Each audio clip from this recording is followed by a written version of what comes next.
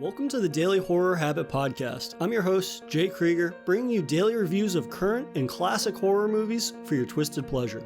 Be aware that these reviews and discussions may include spoilers. And as always, I hope you enjoy. The island is a totally different beast this time of year. What's going on down at West Beach? Well, we got a bit of a fish problem. A lot of strange activity lately, man. Hear about all them dead fish? What about Andy Gould's catch a few weeks back? Dead fish? Birds. Something's wrong. Something with the island. You know it, I know it. I want to get to the bottom of it. You gotta get him away from there. Pretty soon, someone's gonna end up hurt. Emily, listen to me. It's only gonna get worse.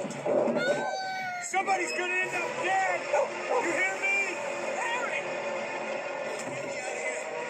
Get out of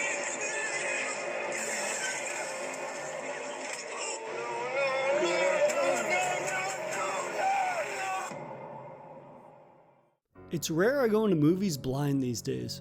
I'd love to go in knowing absolutely nothing about a movie, but the reality of being online, and especially on Twitter, is that it's inevitable I know a good deal about a movie before I sit down to actually watch it.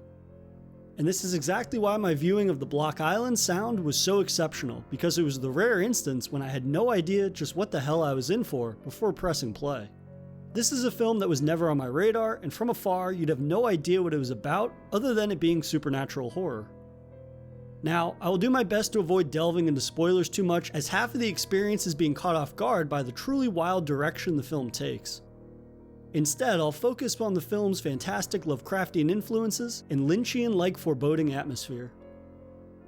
Written and directed by the McManus brothers Kevin and Matthew, The Block Island Sound, currently streaming on Netflix, follows Harry, played by Chris Sheffield, and his fractured family as they attempt to identify the mysterious force off the coast that is influencing the people and animals of Block Island. Harry lives on the island with his father Tom. Tom has been sleepwalking more and more frequently, and worse, taking his boat out at night and awaking in the morning with no recollection of how he got there. But when the sleepwalking escalates into increasingly worrisome behavior, Harry and his sister Audrey, played by Michaela McManus, realize that this isn't simply a sign of old age, but something much more serious, or perhaps nefarious. And then, dead fish begin washing up on the beach by the tons. Within the discussion of horror, there's often a bit of pushback when labeling films as slow burn. Some feel that the payoff rarely makes the wait in getting there worth it. And while I don't personally feel that way a majority of the time, I will say this: The Block Island Sound feels made for those who often find fault with slow burn horror. What makes the film so damn engaging throughout, as Harry attempts to uncover just what the hell is happening to his father and the island he calls home, is the film's persistent sense of dread. The McManuses achieve this through several effective means. For starters, at the core of the film is the family drama conflict. Harry's relationship with his sisters, who both left the island, is especially strained, which makes every interaction between them uncomfortable. Harry is the black sheep, perceived as the kid brother who stayed behind with Dad and never amounted to his true potential. In essence, he's lost, and is known for his tendency to fly off the rails at a moment's notice as a way of coping with situations he's left powerless within. So when his sisters arrive to attend a funeral, there's constant unease amongst the trio of siblings as they grapple with their strange new reality.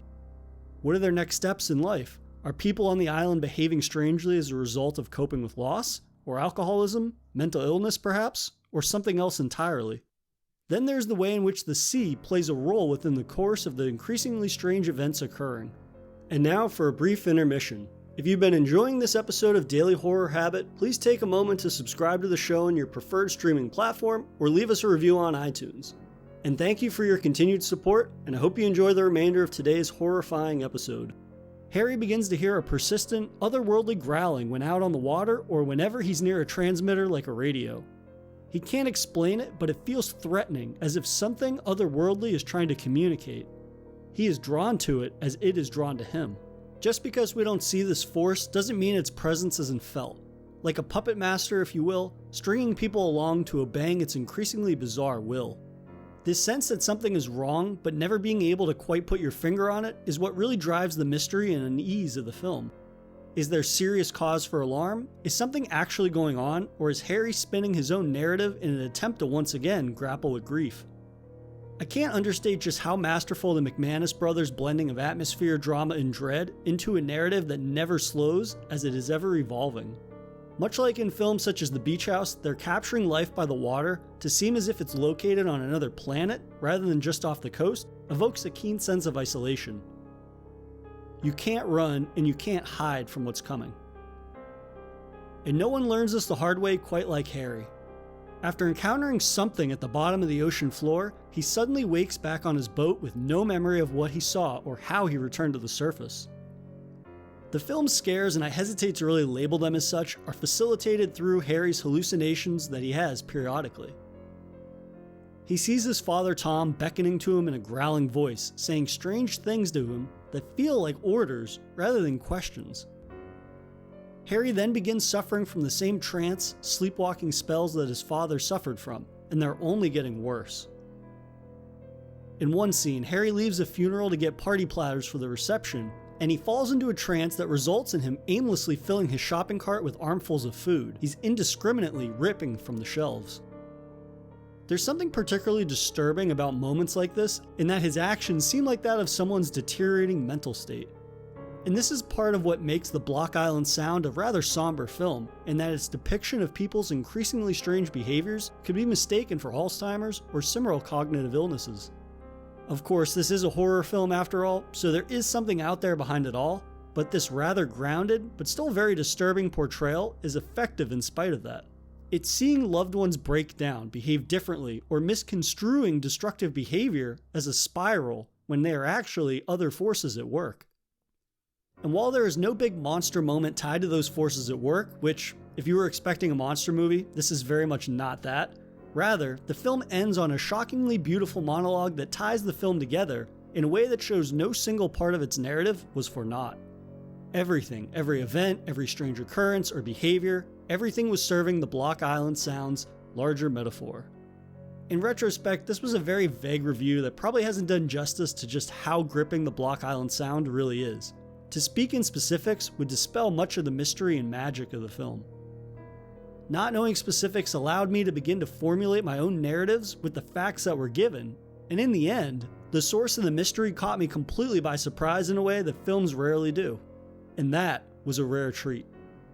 So, if you're looking for one hell of an affecting horror film that's unique in its own right, I highly recommend checking out The Block Island Sound while it's streaming on Netflix. So that'll do it for another episode of Daily Horror Habit, and I'll see you guys tomorrow for another Daily Horror Movie Review. If you enjoyed this episode, please subscribe to Daily Horror Habit on your preferred streaming service, and follow the show on Instagram at Daily Horror Habit and on Twitter at Daily Horror Pod for episode updates. Thanks again for listening, and I'll see you guys next time.